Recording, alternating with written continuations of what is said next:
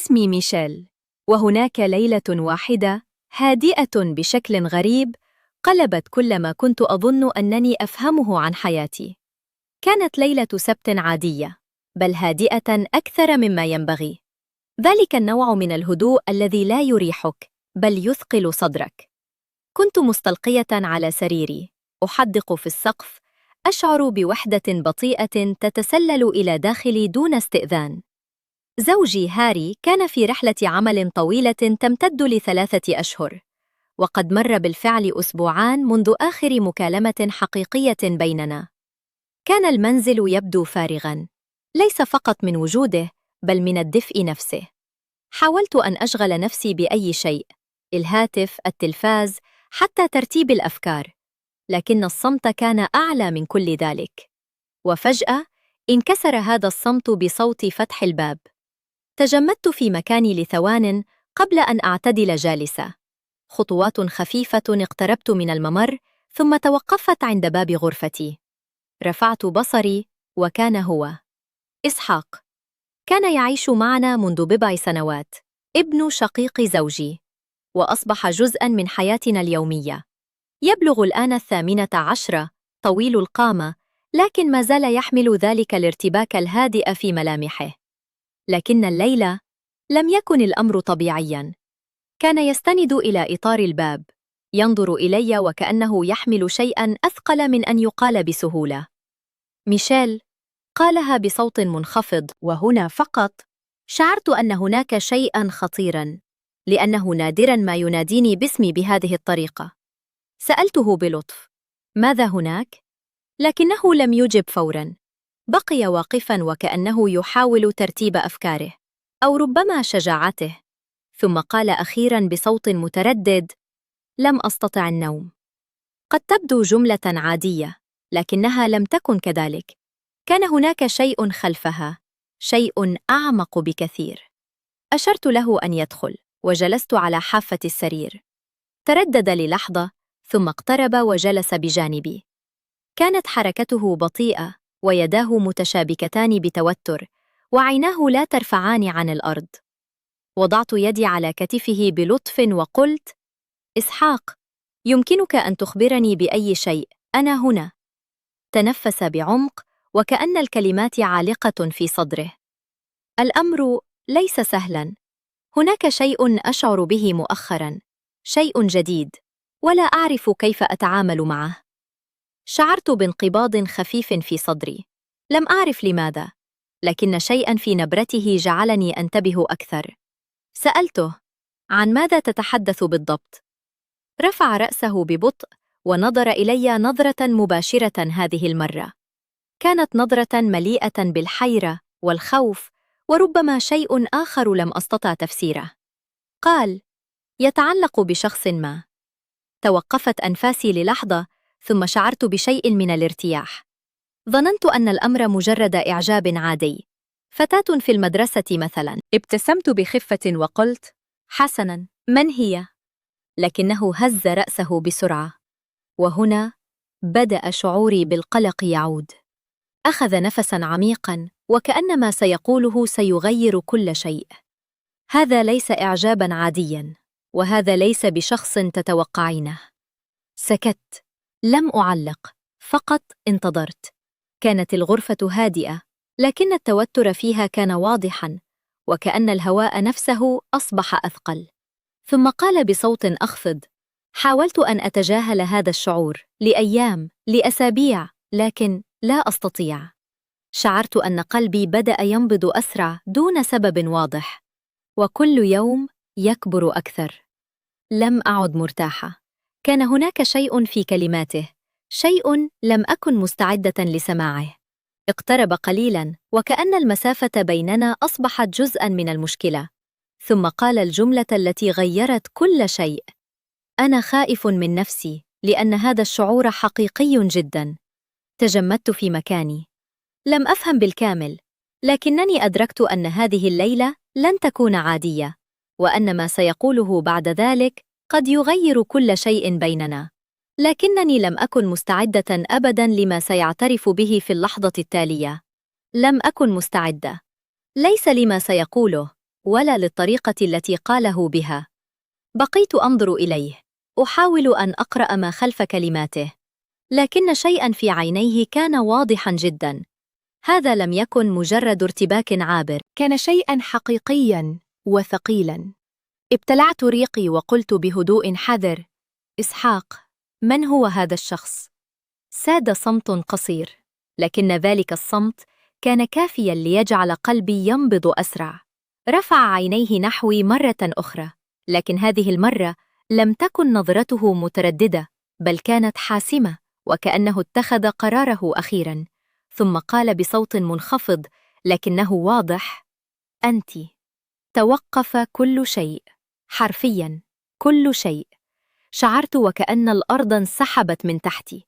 لم أتحرك، لم أتكلم، حتى أنفاسي بدت وكأنها توقفت للحظة. ماذا؟ خرجت الكلمة مني بالكاد مسموعة. نهض فجأة وبدأ يتمشى في الغرفة ذهاباً وإياباً، يمرر يده في شعره بعصبية. أنا أعلم أن هذا يبدو خطأ، وأنا أفهم ذلك، صدقيني. حاولت أن أوقفه، حاولت أن أتجاهل هذا الشعور وكأنه غير موجود. صوته كان يرتجف، لكنني لم أستطع. كل يوم كان يكبر أكثر، كل مرة أتحدث معك، كل مرة تبتسمين لي. تسارعت دقات قلبي، ليس فقط بسبب ما قاله، بل بسبب صدقه المؤلم.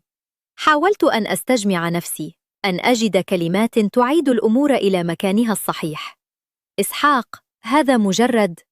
قاطعني بسرعة بنبرة حادة لم أعتدها منه: لا تقولي إنه مجرد شيء عابر. تجمدت، نظر إلي مباشرة، وعيناه تلمعان بشيء بين الألم والإصرار. لم أشعر بهذا تجاه أي شخص من قبل. هذا ليس إعجاباً بسيطاً. أنت الشخص الوحيد الذي جعلني أشعر أنني مفهوم، أنني مهم. لم أعرف ماذا أقول. كان هناك جزء مني يريد أن يهدئه، وجزء آخر مصدوم مما يسمعه. قلت بصوت منخفض لكن ثابت: أنت تمر بمرحلة صعبة، ومشاعرك مختلطة، هذا طبيعي. هز رأسه بقوة: لا، هذه أول مرة أكون متأكداً من شيء بهذا الشكل. اقترب خطوة لكنني بقيت في مكاني. ماذا لو لم تختفي هذه المشاعر؟ ماذا لو كانت حقيقية؟ ساد صمت ثقيل بيننا. لم أستطع تحمل رؤيته بهذا الشكل، ممزقاً بين ما يشعر به وما يعرف أنه يجب أن يكون.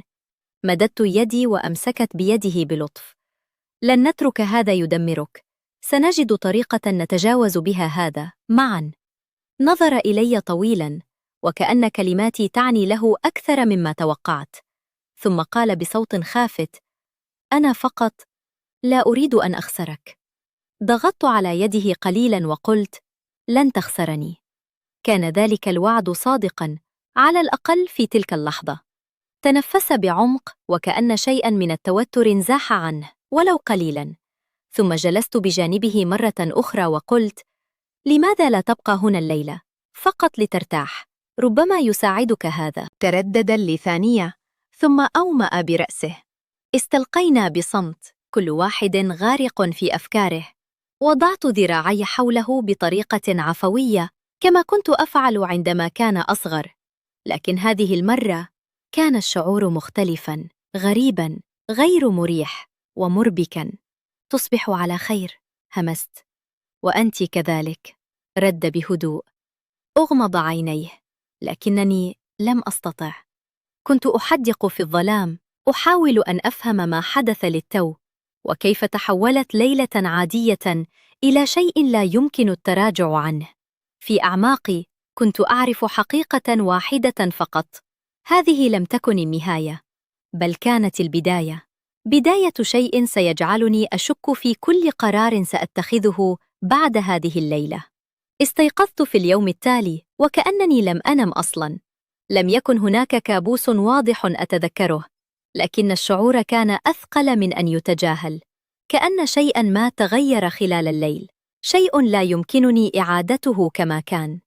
جلست على السرير ببطء، أحدق في الفراغ. الكلمات التي سمعتها الليلة الماضية كانت ما تزال تتردد في رأسي: أنتِ. أغمضت عيني للحظة وكأنني أحاول محوها، لكنها بقيت. نهضت أخيراً متجهة إلى المطبخ. قررت أن أشغل نفسي بأي شيء: تحضير القهوة، ترتيب الأطباق، تنظيف الأسطح، أي شيء يمنعني من التفكير. لكن يدي كانت ترتجف وعقلي لم يتوقف. كنت أحاول إقناع نفسي أن ما حدث مجرد لحظة عاطفية عابرة، أنه شاب مرتبك، وأن دوري هو أن أكون أكثر عقلانية. لكن لماذا؟ لم أشعر بالراحة وأنا أقول ذلك لنفسي. بينما كنت أقف أمام المغسلة، سمعت خطوات خلفي. التفت ببطء. كان إسحاق، شعره مبعثر وملامحه متعبة، وكأن النوم لم يزره هو أيضاً. جلس بصمت أمام الطاولة، ووضع أمامه وعاء الحبوب دون أن يأكل. قلت بهدوء: صباح الخير.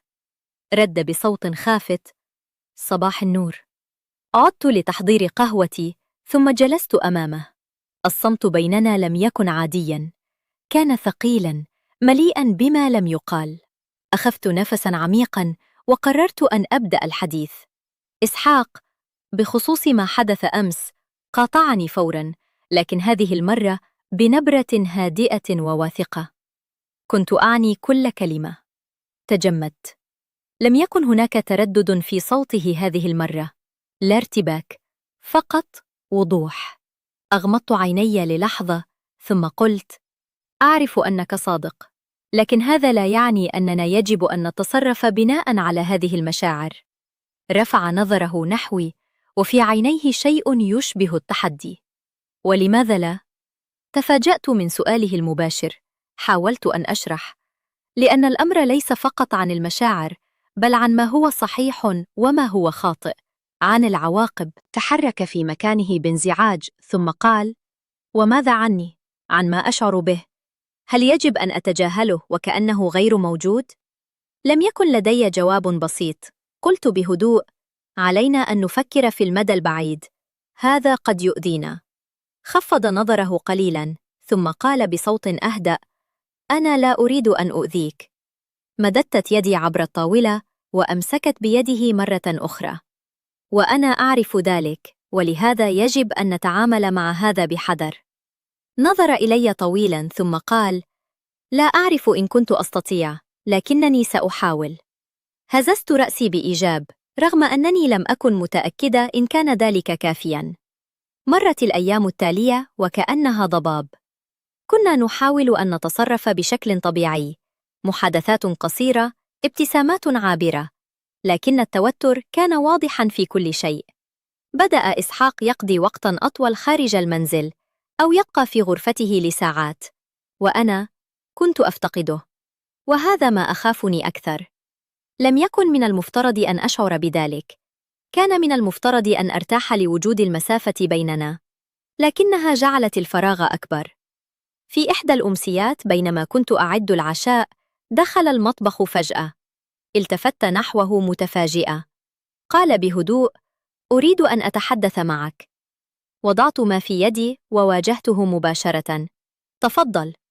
تردد قليلاً ثم قال: فكرت كثيراً وأدركت شيئاً مهماً. انتظرت بصمت. لا يهم ما أشعر به، المهم أن أبقى في حياتك. لا أريد أن أخسر هذا. شعرت براحة غريبة تغمرني. اقتربت منه واحتضنته دون تفكير. لن تخسرني أبداً. للحظة بدا أن الأمور بدأت تهدأ، لكن في داخلي كان هناك صوت خافت يقول: هذا الهدوء لن يدوم. وفي تلك الليلة بينما كنا نجلس في غرفة المعيشة، عاد ذلك الشعور مجدداً أقوى من قبل. نظر إلي فجأة وقال: هل فكرت يوماً كيف كان سيكون الأمر لو لم تكن هناك حدود بيننا؟ توقفت أنفاسي، لأنني لم أكن متأكدة إن كنت أستطيع الإجابة بصدق، ولأن هذا السؤال كان بداية لانهيار كل ما حاولنا بناءه من جديد. لم أجب فوراً. سؤاله بقي معلقاً في الهواء، ثقيلاً ومباشراً أكثر مما توقعت. هل فكرت يوماً كيف كان سيكون الأمر لو لم تكن هناك حدود بيننا؟ نظرت إليه، لكن الكلمات لم تخرج. شعرت بشيء يتقلص داخلي، مزيج من الخوف والارتباك وشيء آخر لم أكن أريد الاعتراف به. قلت أخيراً بصوت حاولت أن أجعله ثابتاً: إسحاق، هذا ليس سؤالاً يمكننا التفكير فيه. لكنه لم يبعد نظره. لكنك فكرتِ، أليس كذلك؟ صمتي كان كافياً. خفضت عيني وكأنني أحاول الهروب من الحقيقة، لكنه قرأها في وجهي قبل أن أنطق. قال بهدوء هذه المرة: أنا لا أحاول أن أضغط عليك، فقط أريد أن أكون صادقاً. أخذت نفساً عميقاً وقلت: الصدق لا يعني أننا نتبع كل ما نشعر به. نهض من مكانه ببطء ووقف أمامي، لكن تجاهله أيضاً ليس حلاً. كانت كلماته منطقية، وهذا ما جعلها أخطر. شعرت أن المسافة بيننا تقلصت، ليس فقط جسدياً بل نفسياً أيضاً، كأننا نقف على حافة شيء لا يمكن التراجع عنه. قلت بسرعة: نحن نتعامل مع هذا بشكل جيد، الأمور بدأت تهدأ. ابتسم ابتسامة خفيفة، لكنها لم تصل إلى عينيه. هل حقاً؟ لم أجب، لأنني كنت أعرف الإجابة. في تلك اللحظة نهض فجأة وقال: سأخرج قليلاً. تفاجأت. الآن؟ إلى أين؟ رد ببرود: مجرد تمشية، أحتاج أن أصفي ذهني. ثم غادر قبل أن أستطيع إيقافه. صوت الباب وهو يغلق خلفه كان أعلى من اللازم. جلست مكاني، أحدق في الفراغ. كل شيء كان يتسارع، الأفكار، المشاعر، القلق. توجهت إلى النافذة، أراقب الشارع المظلم. الدقائق كانت تمر ببطء شديد، وكأن الوقت نفسه متردد في التقدم. بدأ الخوف يتسلل إلي، ليس فقط عليه، بل مما يحدث لنا. ماذا لو خرج ولم يعد كما كان؟ ماذا لو هذه المسافة لم تعد قابلة للإصلاح؟ مرت ساعة، ثم أخرى، وقبل منتصف الليل بقليل سمعت صوت الباب يفتح. تنفست الصعداء فوراً، واتجهت نحوه بسرعة. كان واقفاً عند المدخل، رأسه منخفض وملامحه مرهقة. قلت بقلق واضح: أين كنت؟ لا يمكنك أن تختفي هكذا. رفع رأسه ببطء: كنت أمشي فقط، لا شيء أكثر.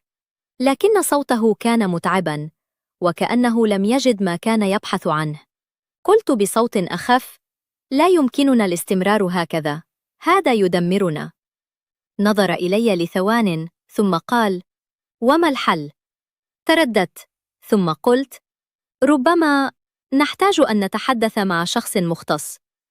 تغيرت ملامحه فوراً. لا، كان رفضه حاداً. لا أحد يمكنه أن يغير ما أشعر به. لم أعرف كيف أرد، لأن جزءاً مني بدأ يفهم ما يقصده، وهذا ما أخافني أكثر. مرت الأيام التالية بثقل غريب. لم نعد نتجنب بعضنا كما في البداية، لكننا لم نعد طبيعيين أيضاً. كانت هناك نظرات تطول أكثر من اللازم، لمسات عابرة، لكنها تبقى في الذاكرة أطول مما يجب. وأصعب ما في الأمر أن هذا كله بدأ يبدو طبيعياً. في إحدى الأمسيات كنا نرتب المنزل بعد العشاء. الصمت بيننا لم يكن مريحاً، لكنه لم يكن متوتراً كما قبل. وفجأة قال بصوت واضح: لا أستطيع أن أستمر في التظاهر. توقفت عن الحركة. بأي شيء؟ نظر إلي مباشرة. إن هذه المشاعر غير موجودة. شعرت بأن قلبي سقط للحظة. لم أجب لأنني لم أعد متأكدة إن كنت أستطيع الإنكار. اقترب خطوة، لكن هذه المرة لم أتراجع. قال بهدوء: أنا لا أطلب منك قراراً الآن، فقط لا تهربي من الحقيقة. رفعت عيني نحوه، وكانت تلك اللحظة مختلفة، لأنني أدركت شيئاً لم أرد الاعتراف به من قبل. لم أعد خائفة فقط مما يشعر به، بل مما بدأت أشعر به أنا أيضاً. وكان هذا الإدراك أخطر بكثير من أي شيء قاله هو. تلك الليلة لم أستطع النوم. لم يكن السبب فقط ما قاله إسحاق، بل ما شعرت به أنا. كنت مستلقية في سريري أحدق في الظلام، أعيد كل لحظة بيننا في رأسي، كل نظرة، كل كلمة، كل صمت. وفي كل مرة كنت أصل إلى نفس الحقيقة: لم يعد الأمر يخصه وحده، وهذا ما أخافني أكثر من أي شيء آخر. في الصباح حاولت أن أتصرف كأن كل شيء طبيعي. أعددت القهوة، رتبت المنزل، حتى أنني شغلت التلفاز فقط لأكسر ذلك الصمت الثقيل، لكن داخلي لم يكن هادئاً أبداً. كنت أعلم أنني لم أعد أستطيع تجاهل ما يحدث. وفي المساء، بينما كنت أرتب بعض الأشياء في غرفة المعيشة، دخل إسحاق بهدوء. توقفت للحظة، ثم عدت لما أفعله وكأنني لم أنتبه، لكنه قال: علينا أن نتحدث. لم يكن طلباً، بل كان قراراً. أخذت نفساً عميقاً ثم التفت نحوه. عن ماذا؟ نظر إلي مباشرة، وكأنه لا يريد أن يترك أي مجال للهروب. عن الحقيقة التي نحاول تجاهلها. شعرت بأن قلبي بدأ ينبض أسرع. قلت بنبرة حاولت أن تكون قوية: أعتقد أننا اتفقنا أن نضع حدوداً. ابتسم ابتسامة خفيفة، لكنها كانت مليئة بالمرارة. الحدود لا تلغي المشاعر. صمت لأنني لم أعد أملك رداً مقنعاً. اقترب خطوة، لكن هذه المرة لم أبتعد. أنت تشعرين بذلك أيضاً، أليس كذلك؟ نظرت إليه، وهنا فقط أدركت أن الكذب لن يغير شيئاً. خفضت نظري وقلت بصوت منخفض: أنا لا أعرف. لكنه هز رأسه ببطء: أنت تعرفين. ساد صمت طويل، ثم دون أن أنظر إليه قلت: هناك شيء بدأ يتغير داخلي. كانت تلك أول مرة أقولها بصوت عال، وأول مرة أعترف بها لنفسي. لم يتكلم فوراً، لكنني شعرت بوجوده يقترب أكثر. ثم قال بصوت هادئ: كنت أنتظر فقط أن تقولي ذلك. رفعت رأسي نحوه، وكانت نظرته هذه المرة مختلفة، أكثر هدوءاً، لكن أعمق. لم أكن أريد أن أضغط عليك، لكنني كنت أعرف. ترددت ثم قلت: لكن هذا لا يعني أن ما نشعر به صحيح. رد فوراً: الصواب والخطأ لا يغيران ما نشعر به، فقط يغيران ما نفعله به. كانت كلماته واقعية ومخيفة، لأنها وضعت القرار بين يدي. وقفت مكاني لا أتحرك، بين خطوة للأمام أو خطوة للخلف، بين الاستمرار في الهروب أو مواجهة الحقيقة. كانت تلك اللحظة فاصلة: إما أن أضع حداً لكل شيء، أو أسمح له بأن يصبح أكثر تعقيداً. أغمضت عيني للحظة، وكأنني أحاول أن أسمع صوتي الداخلي وسط كل هذا الضجيج. لكن الحقيقة كانت واضحة: لم يعد بإمكاني العودة كما كنت. فتحت عيني ببطء ونظرت إليه، ولأول مرة لم يكن في نظرتي رفض ولا خوف، بل شيء آخر لم أستطع تسميته. همس: قوليها. ترددت ثم قلت: لا يمكننا الاستمرار في تجاهل هذا. كانت تلك الجملة كأنها كسر لحاجز ظلاً واقفاً بيننا منذ البداية، لكنها لم تكن نهاية الصراع، بل بدايته الحقيقية. لأن الاعتراف لا يعني الحل، بل يعني أن كل ما سيأتي بعده سيكون أصعب. وفي تلك اللحظة أدركت شيئاً واحداً: نحن لم نعد نحاول الهروب، نحن الآن نواجه. لكن مواجهة الحقيقة قد تكون أخطر من الهروب منها.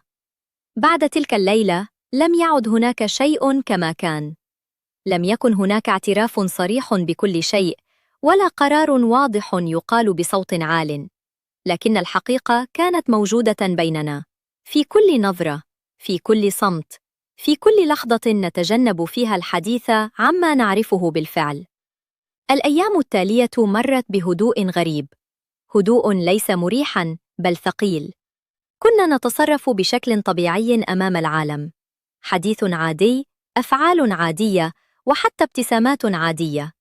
لكن الحقيقة لم يكن هناك شيء عادي على الإطلاق. كانت هناك نظرات تختفي بسرعة، لحظات صمت تطول أكثر مما يجب، وشعور دائم بأن شيئاً ما قد تغير ولن يعود كما كان. وفي داخلي كنت أعيش صراعاً مستمراً. جزء مني يريد أن يضع حداً لكل شيء، أن أوقف هذا قبل أن يتفاقم، قبل أن نخسر أكثر. وجزء آخر لم يعد يريد الهروب. وفي إحدى الأمسيات بينما كنت أعد العشاء سمعت صوت الباب يفتح. تجمدت للحظة. لقد عاد هاري. دخل المنزل كأن شيئاً لم يتغير، حقيبته في يده وابتسامته المعتادة على وجهه. اشتقت لك، قالها ببساطة، وكأن المسافة بيننا لم تكن أشهراً. ابتسمت له، لكن ابتسامتي لم تكن كما كانت من قبل. وأنا أيضاً. لكن في داخلي كنت أعرف أن هناك شيئاً لم أعد أستطيع قوله بسهولة. جلسنا معاً، تحدثنا عن رحلته، عن العمل، عن تفاصيل الحياة التي بدت فجأة بعيدة جداً عني. ثم دخل إسحاق إلى الغرفة. توقفت اللحظة، نظرات سريعة، ثم اختفت. تصرف بشكل طبيعي وكأن شيئاً لم يحدث، وكأن كل ما بيننا لم يكن موجوداً أصلاً. وهذا ما جعل الأمر أصعب. مرت الأيام بعد عودة هاري، وعادت الحياة إلى روتينها المعتاد. أنا الزوجة التي تهتم بكل شيء، وهو الزوج الذي عاد ليكمل حياته كما تركها. وإسحاق عاد ليكون ذلك الشاب الهادئ الذي يقضي وقته خارج المنزل أو في غرفته. لم نتحدث عن ما حدث ولا مرة، لكن الصمت كان يقول كل شيء. في بعض اللحظات كنت أراه جالساً على نفس الطاولة أمامي بجانب هاري، وأتساءل: هل يتذكر؟ هل يفكر فيما حدث كما أفعل أنا؟ أم أنه قرر أن يدفن كل شيء ويمضي؟ أما أنا لم أستطع. كل شيء بدا طبيعياً من الخارج، لكن داخلي لم يكن كذلك أبداً. في كل مرة أسمع صوته، في كل مرة تلتقي أعيننا لثانية أطول من اللازم، كانت الذكريات تعود. تلك الليلة، تلك الكلمات، تلك اللحظة التي غيرت كل شيء. بدأت أتساءل: هل كان ذلك مجرد ضعف؟ لحظة عاطفية خرجت عن السيطرة؟ أم كان شيئاً حقيقياً لم يكن له مكان في حياتنا؟ لم أجد إجابة. ومع مرور الوقت أدركت شيئاً مهماً: بعض القرارات لا تنسى حتى لو لم نتحدث عنها أبداً، وبعض المشاعر لا تختفي حتى لو حاولنا دفنها تحت تفاصيل الحياة اليومية. وفي إحدى الليالي جلست على نفس السرير، نفس المكان الذي بدأ فيه كل شيء. نظرت إلى السقف كما فعلت في تلك الليلة الأولى، لكن هذه المرة لم أكن نفس الشخص. تنفست ببطء وهمست لنفسي: هل كان ذلك خطأ أم حقيقة لم أستطع تقبلها؟ لم يكن هناك جواب، فقط صمت، نفس الصمت الذي بدأ كل شيء. لكن الفرق الآن أن هذا الصمت كان يحمل ذكريات لا يمكن الهروب منها، ولا يمكن مشاركتها مع أحد، لأن بعض القصص لا تنتهي فعلاً، بل تبقى عالقة داخلنا إلى الأبد.